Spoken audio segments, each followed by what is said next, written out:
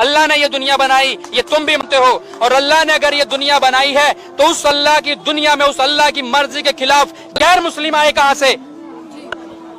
اگر غیر مسلم ہے تو اس کا مطلب تمہارے اللہ میں کوئی اوقات نہیں ہے۔ اگر تمہارے اللہ میں اوقات ہے تو سیدھے سیدھے مسلمان بنا کے پیدا کرے نا۔ تمہارے اللہ میں اتنی اوقات نہیں ہے کوئی مسلمان بنا کے پیدا کر سکے۔ پہلے تم ہندو پیدا ہوتے ہو، بعد میں تمہاری مسلمانی ہوتی ہے، بعد میں تمہاری سنت ہوتی ہے، بعد میں تمہارا ختنہ ہوتا ہے، تب تم کلمہ پڑھتے ہو، تب تم اسلامک ہوتے ہو۔ اس کے پہلے تم کہاں ہو؟ سچائی کو سویکار کرو۔ سچائی کو سویکار کرنے کی ہمت ہونی چاہیے، اتنا گٹس ہونا چاہیے، اتنی اوقات ہونی چاہیے، اتنا آتم وشواس آپ کو صرف ہندوؤں میں، بھارتی پرمپراؤں میں، ویدک پرمپراؤں میں ہی ملتا ہے، انیتھا کہیں اور نہیں ملے گا۔ جب پیدا انسان ہوتا ہے اسی وقت کیوں نہیں ختنے کے ساتھ پیدا ہوتا ہے؟ اچھا سوال ہے۔ اور ختنہ کرنا کیا ضروری ہے؟ یہ سوال پہلے پوچھا گیا تھا۔ اللہ سبحانہ و تعالیٰ اگر چاہتا تھا تو اس کے لیے آسان تھا کہ جب بچہ پیدا ہوتا ہے لڑکا تو اس کا پریپیوز ختنے کے ساتھ پیدا ہو سکتا تھا، کہ بچہ پیدا ہونے کے پہلے یہ this prepuce acts as a protection. So medically جب بچہ پیدا ہوتا ہے this prepuce acts as a protection, تو میڈیکلی اچھا ہے، پوائنٹ نمبر 1۔ لیکن پیدا ہونے کے بعد اس پریپیوز کو کاٹنا، ختنہ کرنے کے کئی فائدے ہیں، اور اس سے یہ پتہ چلتا ہے جب ایک لڑکا یا آدمی کی ختنہ ہوتی ہے اس کے بہت کم چانسز ہے to have cancer of the penis کے کینسر ہونے کے چانسز بہت کم ہیں۔ آج کی سائنس یہ کہتی ہے کہ اگر ختنہ نہیں ہوگا تو کئی بیماریاں پینس کی ہو سکتی ہے، they can be inflammation of the penis, کئی بیماریاں ہو سکتی۔ اور آج سائنس یہ بھی کہتی ہے کہ جس انسان کی بچپن میں ختنہ ہوتی ہے اس کو ایڈز کے چانسز کم ہیں۔ لیکن اللہ سبحانہ و تعالیٰ نے کیوں انسان کو جب پیدا ہوا لڑکا تو ختنے کے ساتھ کیوں نے پیدا کیا؟ پوائنٹ نمبر 1 میں نے کہا کہ میڈیکلی اٹ پروٹیکٹس، جو پروٹیکشن نہیں رہے گا، اور دوسرا یہ اللہ کے رسول کی سنت ہے، ان نے کہا کہ لڑکے کی ختنہ ہونا چاہیے۔ اللہ تعالیٰ دیکھنا چاہتا ہے کہ آپ اس کے پیغام پہ عمل کرتے ہیں کہ نہیں، اس کے پیغام پہ عمل کرتے ہیں کہ نہیں۔ مثال کے طور پہ کئی چیز اللہ نے بنائی، زہر، آپ پوچھیں گے کہ زہر پینا حرام ہے تو اللہ نے زہر کیوں بنائی؟ اللہ تعالیٰ نے کہا ہے کہ آتم ہتیا کرنا حرام ہے۔ اللہ دیکھنا چاہتا ہے کہ آپ اس کی تعلیمات پہ عمل کرتے ہیں کہ نہیں، اس کے احکامات پہ عمل کرتے ہیں کہ نہیں۔ تو یہ بھی آپ کے لیے ٹیسٹ ہے۔ میرا سوال ہے کہ نان مسلم جب اسلام قبول کرتا ہے تو پھر اسے ختنہ کرنا ضروری ہے؟ بھائی کا سوال ہے کہ جب نان مسلم اسلام قبول کرتا ہے تو ختنہ کرنا ضروری ہے کیا فرض ہے؟ اسلام میں جب غیر مسلمان اسلام قبول کرتا ہے تو ختنہ کرنا، سرکمسیشن کرنا فرض نہیں ہے، بہتر ہے۔ یہ سنت ہے، سنت موقدہ ہے، بہتر ہے لیکن فرض نہیں ہے۔ اگر کوئی کہتا میں ختنہ کرنا نہیں چاہتا ہوں، کیا مسلمان بن سکتا ہوں؟ بن سکتے، لیکن بہتر ہے کہ کرے۔ کیوں؟ میں ڈاکٹر بھی ہوں اور میڈیکل سائنس یہ کہتی ہے کہ ختنہ کرنے کے کئی فائدے ہیں۔ مثال کے طور پہ آج کی سائنس کہتی ہے کہ اگر جو انسان ختنہ کرتا ہے اسے کینسر آف دا پینس ہونے کے چانسز بہت کم ہیں، کینسر آف دا پینس ہونے کے چانسز کم ہیں۔ جب ایک انسان کا ختنہ نہیں ہوتا ہے اسے کہتے ہیں پریپیوس۔ یہ پریپیوس کی وجہ سے کتنی نجاست رہتی ہے۔ جب آپ اپنے حاجت کے لیے جاتے، کال آف نیچر کے لیے جاتے، اس وقت کئی قطرے آپ کے پینس میں رہتے، اس سے کئی بیماری ہو سکتی، ایچنگ ہو سکتا ہے، ڈیزیز آف دا پریپیوس ہو سکتا ہے، پریپیوسائٹس ہو سکتا ہے۔ جب کوئی انسان ہم بستری کرتا ہے اس وقت بھی سیمن رہ جاتا ہے، منی رہ جاتے، اس سے کئی بیماری ہو سکتی ہے۔ اسی وجہ سے آج سائنس کہتی ہے ختنہ کرنا بہتر ہے۔ اسی لیے یو ایس اے میں مسلم کی تعداد بہت کم ہے، بہت کم ہے، 6 سے 8% ہے، پھر بھی 50% سے زیادہ امریکہ میں جب بچہ پیدا ہوتا ہے، لڑکا پیدا ہوتا ہے، پوچھنے کے بعد اس کی ختنہ کی جاتی ہے۔ اکثر لوگ جو امریکہ میں عیسائی ہے اس کے باوجود 50% سے زیادہ سائنس کی بنیاد پر لڑکے جب پیدا ہوتے ہیں ختنہ کرتے ہیں۔ تو میرا یہ کہنا ہے کہ ختنہ کرنا بہتر ہے اور انسان کو کرنا چاہیے لیکن فرض نہیں ہے۔ ہمارے آخری پیغمبر محمد صلی اللہ علیہ وسلم فرماتے کہ ہر انسان، ہر بچہ جب پیدا ہوتا ہے وہ دین الفطر میں پیدا ہوتا ہے۔ دین الفطر مطلب وہ مسلمان جیسا پیدا ہوتا ہے۔ مسلم کا مطلب وہ انسان جو اپنی زندگی اللہ، بھگوان، ایشور، اپنے خالق کے مطابق بسر کرتا ہے۔ جو انسان اپنی زندگی اپنے خالق، اپنے اللہ کے کہے ہوئے احکامات کے مطابق بسر کرتا ہے، اسے کہتے ہیں عربی میں مسلم۔ تو ہر انسان جب پیدا ہوتا ہے، چاہے ہندو خاندان میں پیدا ہو، یا عیسائی خاندان میں، یا یہودی خاندان میں، یا مسلم خاندان میں، کوئی بھی خاندان میں پیدا ہوتا ہے، وہ پیدا ہوتا ہے مسلمان جیسا۔ اس کے بعد اس کے والدین، اس کے بڑے، اس کے ٹیچرز اسے سکھاتے ہیں۔ اگر صحیح چیز سکھاتے تو وہ صحیح راستے پہ رہتا ہے، ورنہ وہ دوسرے راستے پہ بھٹک جاتا ہے۔ ہو سکتا ہے کہ بت پرستی کرنے لگے، وہ مورتی پوجا کرنے لگتا ہے، ہو سکتا ہے وہ آگ کی پوجا کرنے لگے۔ اسی لیے اگر کوئی غیر مسلم بنتا ہے، اردو میں اکثر کہتے ہیں نو مسلم، جو غلط ہے۔ انگریزی میں کہتے ہیں convert. Convert means going from one track to the other, which is wrong۔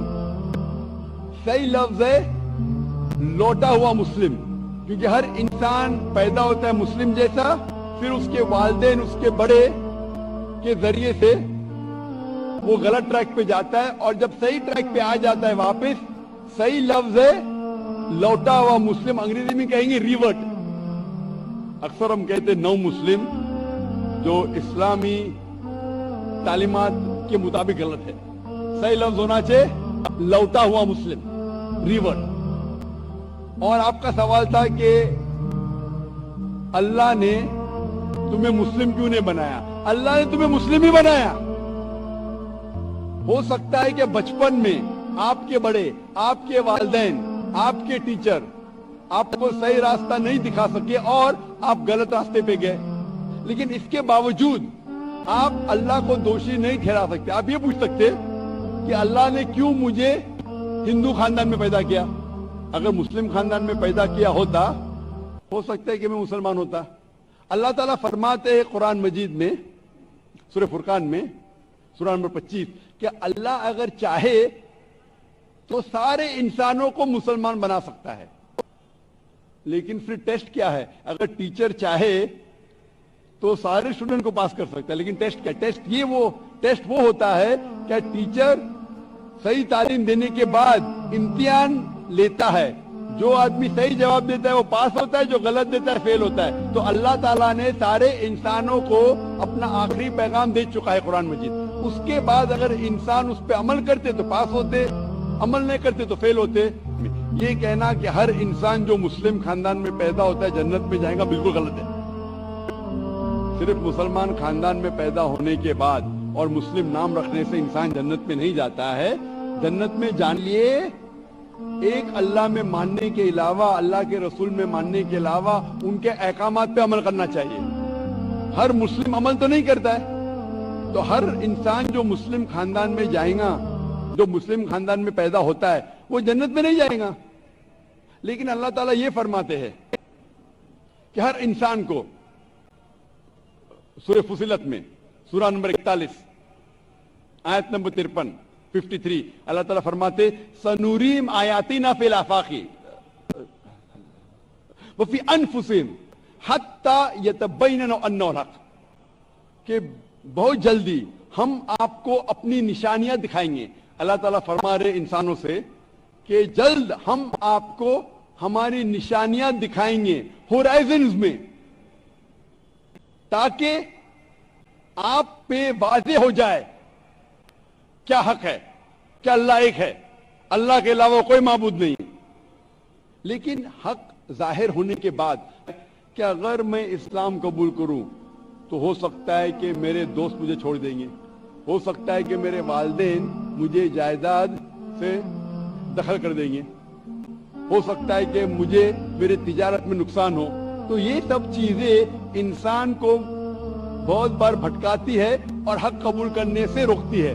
لیکن آخرت کے دن کے اوپر آپ یہ اللہ سے کمپلین نہیں کر سکیں گے کہ مجھے کسی نے بھی اسلام کے بارے میں نہیں کہا، اور آپ کو بھی आप आज इस मजलिस में आ चुके हैं और मैंने लाखों लोग के सामने आपको वादे किया है कि खुदा एक है, उसके अलावा कोई माबूद नहीं और मोहम्मद सल्लल्लाहु अलैहि वसल्लम उसके आखिरी पैगंबर है। अगर आज आप इस बात को नहीं मानेंगे तो कल आप ये कंप्लेन नहीं कर सकेंगे, आप शिकायत नहीं कर सकेंगे अल्लाह से कि मुझे पता नहीं था। बाकी लोग कर सकेंगे क्या नहीं वो बाद में देखा जाएगा। आप तो अल्लाह तो वादे कर दिया किसके जरिए पता नहीं, लेकिन आज मेरे जरिए तो कर रहा है आपको, और इतने लाखों लोग शहादत दे रहे और करोड़ों लोग टेलीविजन पे देख रहे आपको। तो अभी आपके पास कोई बहाना नहीं, कोई शिकायत नहीं ये कहने के लिए कि मैं मुसलमान खानदान में पैदा नहीं हुआ इसलिए मैंने इस धर्म को एक्सेप्ट नहीं किया। क्या आज आपको लगता है, चाहे आप राम की बात करें, कृष्ण की बात करें या साईं बाबा की बात करें, इनमें से किसी की भी पूजा नहीं होनी चाहिए? तो साईं की मूर्ति की करें तो बहुत ही गंदा गलत है, और राम और कृष्ण की भी करें तो ये राम और कृष्ण के साथ भी अन्याय है।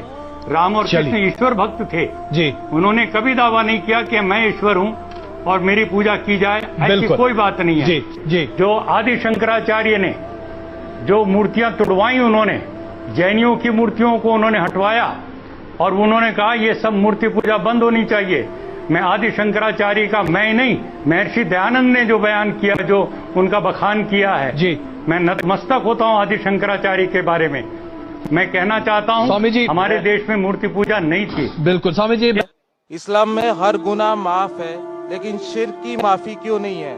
अगर इंसान कत्ल करता है उसे माफी है, जिना करता है उसे माफी है, लेकिन शिर्क की माफी क्यों नहीं है?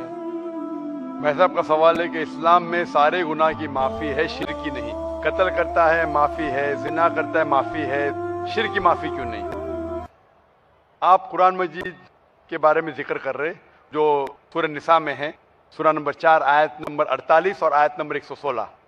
इन दो आयतों में सूरह निसा सूरह नंबर 4 में लिखा है कि अगर अल्लाह चाहे तो कोई भी गुनाह को माफ कर सकता है, लेकिन शिर्क को कभी नहीं माफ करेगा, क्योंकि जो शिर्क किया है वो बहुत भटक चुका है। तो इसमें यह नहीं लिखा है कि अब जिना करेंगे तो माफ करेगा ही, कर सकता है अगर आप तौबा करेंगे तो। अगर आप तौबा करते कि मैंने जिना किया हूं, मैंने कत्ल किया हूं, मुझे माफ कर दे और इंशाल्लाह मैं आइंदा नहीं करूंगा, तो अल्लाह माफ करेगा।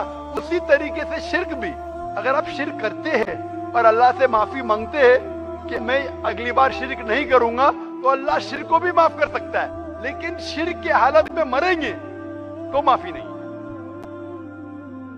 आप मुशरिक जैसा मरेंगे। शिर्क करते हुए मरेंगे तो माफी नहीं। अगर आपने शिर्क किया, लाइक आज आप देख रहे हैं, कल भी परसों भी कितने गैर मुस्लिम बुत परस्ती करते थे, शिर्क करते थे, मूर्ति पूजा करते थे, अभी मुस्लिम बन गए। अल्लाह ताला बेशक माफ करेगा। और जिस दिन आप इस्लाम कबूल किए, आपके पिछले गुनाह सारे माफ, आपका स्लेट क्लीन। मैं माशाल्लाह अभी 46 साल का हूं, अच्छे काम करता हूं, इंसान को गलतियां भी करता हूं। आप अगर इस्लाम कबूल करे, आपका स्लेट क्लीन। मेरे तो स्लेट में तो काफी चीज ऊपर नीचे है। अगर आप इस्लाम कबूल करें तो अल्लाह के रसूल फरमाते आपके सारे गुनाह माफ, स्लेट इज क्लीन। तो आप एक साफ सुथरे मुसलमान बनते, इसके बाद हिसाब किताब शुरू होगा। मैं पूछना चाहता हूं, आप मूर्ति पूजा में मानते भाई साहब? जी मानते हैं। क्यों, आपको लगता नहीं गलत है? आप क्या हिंदू है? जी। आपके मजहबी किताब में लिखा है, छंदों के उपनिषद में चैप्टर नंबर 6 अध्याय नंबर 2 श्लोक नंबर 1, एकम अद्वितीयम, खुदा एक है, उसके अलावा कोई नहीं है। लिखा है श्वेता श्वेता उपनिषद में अध्याय नंबर 6 मंत्र नंबर 9, नाचस्य कस्य जनिता न चदीपा, उस ईश्वर, उस भगवान का कोई रब नहीं, उसके कोई वालदेन नहीं। लिखा है श्वेता श्वेता उपनिषद में चैप्टर नंबर 4 मंत्र नंबर 19 में, न तस्य प्रतिमा अस्ति, उस ईश्वर, उस भगवान की कोई प्रतिमा नहीं, कोई पिक्चर नहीं, कोई पेंटिंग नहीं, कोई फोटोग्राफ नहीं, कोई मूर्ति नहीं, कोई बुत नहीं। लिखा है यजुर्वेद में चैप्टर नंबर 32 वर्ष नंबर 3 में मंत्र नंबर 3 में, न तस्य प्रतिमा अस्ति, उस ईश्वर, उस भगवान की कोई प्रतिमा नहीं, कोई पिक्चर नहीं, कोई पेंटिंग नहीं, कोई फोटोग्राफ नहीं, कोई बुत नहीं, कोई मूर्ति नहीं। तो साफ तौर पे कई जगह आप हिंदू की मजहबी किताब में लिखा है कि मूर्ति पूजा गलत है, तो क्यों आप मूर्ति पूजा करते? भाई साहब जी, इस बारे में मुझे सही तालीम नहीं है, मुझे थोड़ा वक्त चाहिए। मैं इतने हवाले दे रहा हूं कि आपको लगता है कि मैं फेंकते जा रहा हूं, हवाले के हवाले दे रहा हूं, आप नोट कीजिए। जी, ये इंटरनेट पे जाइए, आप टाइप करो, वेद भी इंटरनेट के ऊपर है, कुरान भी इंटरनेट के ऊपर है, टाइप करो, रेफरेंस टाइप करो, आपको हवाला मिल जाएगा।